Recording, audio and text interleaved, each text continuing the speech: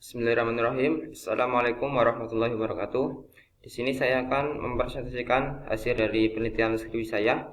Sebelumnya saya ucapkan terima kasih kepada pembimbing saya yaitu Bapak Profesor Dr. IRR Febri Hirnawan IPU dan Bapak Dono Guntoro STMT.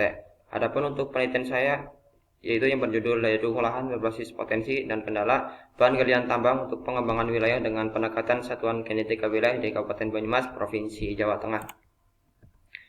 Adapun untuk outline dari presentasi saya, yang pertama ada pendahuluan, yang kedua ada pembahasan, serta yang ketiga ada kesimpulan.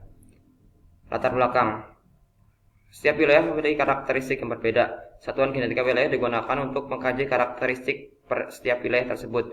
Pengembangan bahan galian tambang dan kuliah terpadu memberikan gambaran dalam pemanfaatan sumber daya tambang, sehingga nanti dalam pemanfaatan tersebut dapat dilakukan dengan optimal dan memberikan hasil yang maksimal. Adapun untuk tujuan penelitian saya, yang pertama ada memperkirakan satuan genetika wilayah berdasarkan jenis batuan, tektonik serta morfologinya. Yang kedua memperkirakan karakteristik, potensi dan kendala satuan genetika wilayah atau SGW di lokasi penelitian. Yang ketiga menentukan rekomendasi pengembangan sumber daya tambang dan kewilayahan terpadu berdasarkan peta rencana tata ruang dan peta satuan genetika wilayah. Adapun untuk diagram alur metodologi dari penelitian terbagi menjadi dua bagian.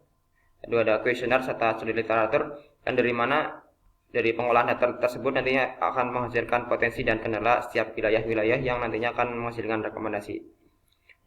Di sini ada peta geologi dari Kabupaten Banyumas, ada batuan beku serta batuan sedimen. Kemudian di sini ada peta morfologi terbagi menjadi 3 bagian, itu ada pendataran, perbukitan serta pegunungan.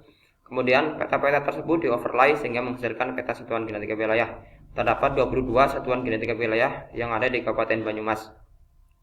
Di sini ada hasilnya, hasil dari tabelnya. Untuk digit pertama mencirikan formasi batuan, digit kedua mencirikan jenis batuan, digit ketiga mencirikan deformasi, serta digit keempat mencirikan morfologinya. Terdapat 6 satuan genetika wilayah yang potensi untuk dikaji berdasarkan formasi geologinya. Di sini merupakan peta satuan genetika wilayah, terdapat 22 satuan genetika wilayah yang ditandai dengan warna yang berbeda. Kemudian di sini ada data penilaian faktor dan subfaktor. Data yang digunakan merupakan data dengan kategorisasi atau jenis data statistika berupa ordinal. Yang di sini ada kategori yang digunakan itu ada 7. Di sini ada positif 1 sampai dengan 3 itu untuk positif 1 sampai dengan 3 untuk potensi, sedangkan untuk negatif 1 sampai dengan 3 itu untuk kendalanya.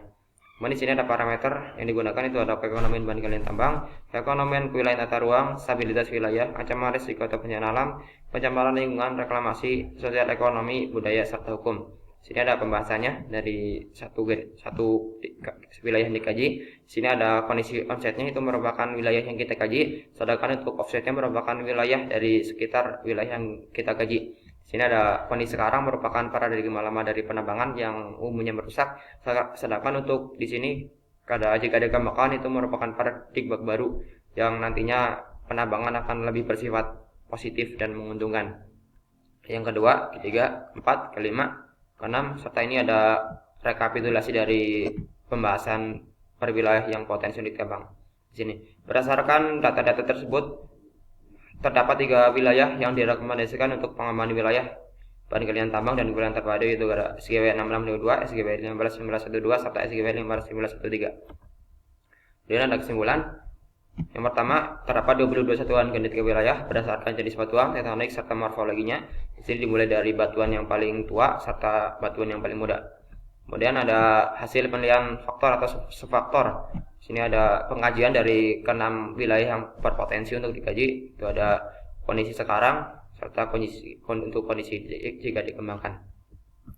Kemudian di sini ada rekomendasinya. Ada 3 wilayah yang direkomendasikan, itu ada SGW perbukitan batuan berasi terreformasi lemah, kemudian SGW perbukitan batuan andesit terreformasi lemah, serta SGW pegunungan batuan andesit terreformasi lemah. Terima kasih. Kemudian di sini ada sarannya. Ada 3 saran. Sekian presentasi dari saya. Kurang lebihnya saya mohon maaf. Terima kasih atas perhatiannya. Wabillahi taufiq wal hidayah. Wassalamualaikum warahmatullahi wabarakatuh.